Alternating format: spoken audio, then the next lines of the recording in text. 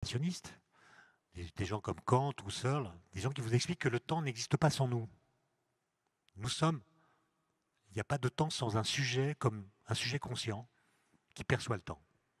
C'est une thèse parfaitement défendable, qui est d'ailleurs très étayée par différents systèmes, avec des auteurs prestigieux comme ceux que j'ai cités. Ok, très, très bien, le temps dépend du sujet. Le temps, pour exister, réclame une conscience qui en a conscience. Bon, chouette. Maintenant, vous apprenez au XXe siècle que l'univers a au moins 13,7 milliards d'années, et vous apprenez que l'humanité y est apparue avec sa conscience il y a quelques millions d'années. Ben, ça veut dire quoi? Ça veut dire que l'univers a passé le plus clair de son temps sans nous. Très bien. Mais alors, si vous pensez que le temps pour passer a besoin d'une conscience qui en ait conscience, comment le temps a-t-il pu passer avant que la première conscience permette qu'il passe? Voilà. Voilà une question pour les philosophes, qui s'appelle le paradoxe de l'ancestralité. C'est si vous pensez que le temps dépend de la conscience, comment a-t-il pu passer avant l'apparition de la première conscience? Ben voilà une question intéressante. Voilà une question intéressante. Et il est dommage qu'à l'agrégation de philosophie, on n'ait même pas besoin de l'évoquer. Parce qu'on fait comme si les systèmes philosophiques étaient fermés sur eux-mêmes et ne devaient jamais confronter ce qu'ils disent à des résultats positifs qui viennent de la science. Donc il ne s'agit pas de coloniser la philosophie par la physique ou par la science. Il s'agit de les faire dialoguer pour voir si elles n'auraient pas des choses à se dire sur certains sujets. Et donc peut-être que vous, vous avez le moyen, sur certains sujets, de convoquer le prof de philosophie en cours de physique et réciproquement, et de voir ce que ça donne. Mais ce serait passionnant. Ce serait passionnant. Et la question, c'est pourquoi on se prive de discussions passionnantes? Parce qu'on ne va pas se mentir. Euh, un cours de physique, ça peut être très emmerdant. Un cours de philo, ça peut être très emmerdant. Mais dès que vous créez un point de contact, ça devient excitant. Alors pourquoi s'en priver? Je parle des cours que j'ai suivis. Hein. Je ne parle pas de ceux que vous suivez, qui sont, je le sais, absolument passionnants. Bonjour. Alors moi, ce serait ma question, ce serait est-ce que le temps existe parce que l'espace existe? Autrement dit,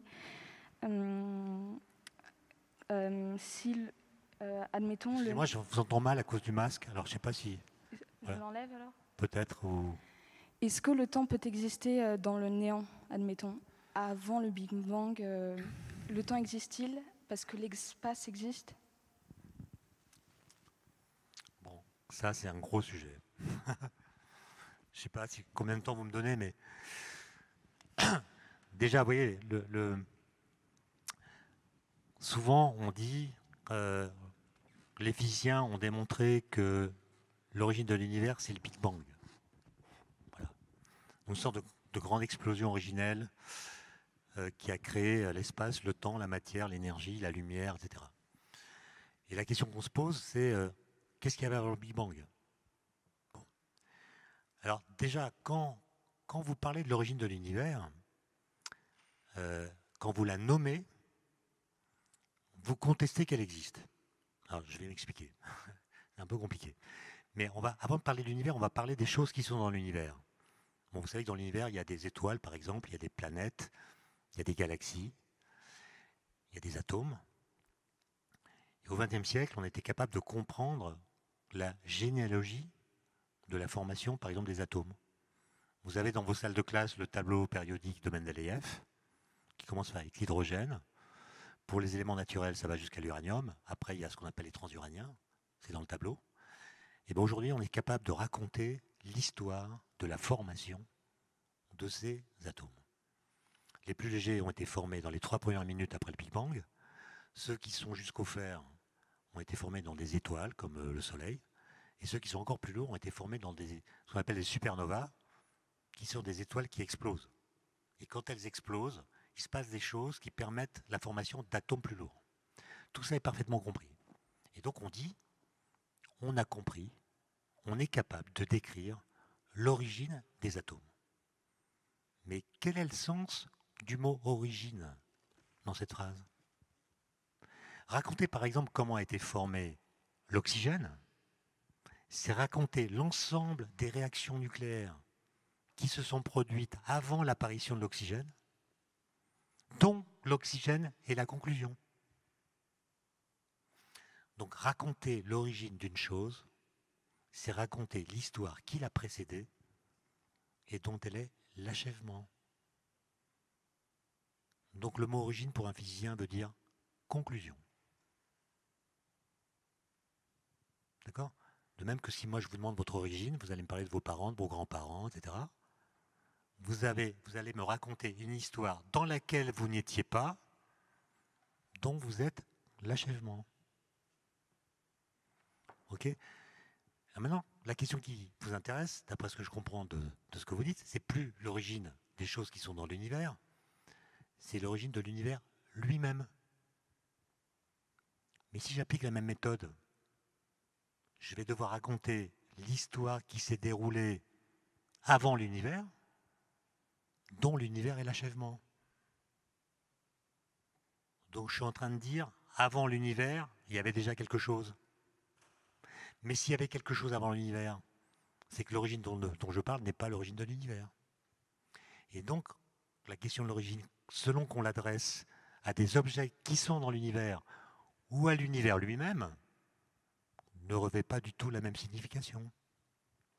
Penser l'origine de l'univers, la prendre au sérieux, c'est comme vous l'avez fait, considérer que l'univers a été précédé par du néant. Rien, absolument rien. Ce dont on n'a pas la preuve, on ne sait pas du tout si avant le Big Bang il y avait quelque chose ou pas. On est capable de raconter l'histoire de l'univers primordial. Mais autour de vous, il y a des gens qui prétendent connaître l'origine de l'univers. Qui disent par exemple, l'origine de l'univers, c'était, je ne sais pas, Dieu, ou bien le vide quantique, ou bien un océan primordial, si on prend les cosmogonies, ou bien un œuf primitif, ou bien je ne sais pas quoi, le chaos, le tohu-bohu. Il y a plein d'histoires qui racontent l'origine de l'univers. Mais vous voyez que toutes en parlent, mais aucune ne l'a dit. Parce que raconter l'origine de l'univers, c'est en fait dire, avant tout, il y avait ça. Très bien. Mais cette chose que vous désignez comme étant l'origine, ou bien elle a toujours été là. Mais s'il y a toujours eu quelque chose, l'univers n'a pas d'origine. Il y a toujours eu quelque chose. Ou bien cette chose n'a pas toujours été là. Ça veut dire qu'elle est l'effet d'une cause qui l'a précédée. Ce qui veut dire qu'elle n'est pas l'origine. Elle a été précédée par quelque chose.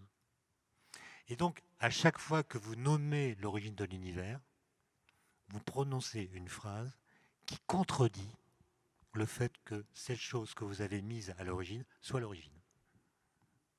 Et c'est là que ça devient intéressant. Alors j'ai écrit un livre là-dessus, je ne veux pas faire d'autopromotion, mais comme je vois bien que je ne suis pas très clair, j'ai écrit un livre qui s'appelle « Ce qui est sans être tout à fait » sur le statut du néant et du vide. Mais vous voyez qu'on bloque, on tombe sur un problème presque conceptuel. Parce que comme je vous l'ai dit, décrire vraiment l'origine de l'univers, c'est décrire comment le néant, où rien n'existe, et qui peut-être lui-même n'existe pas, a pu cesser d'être lui-même.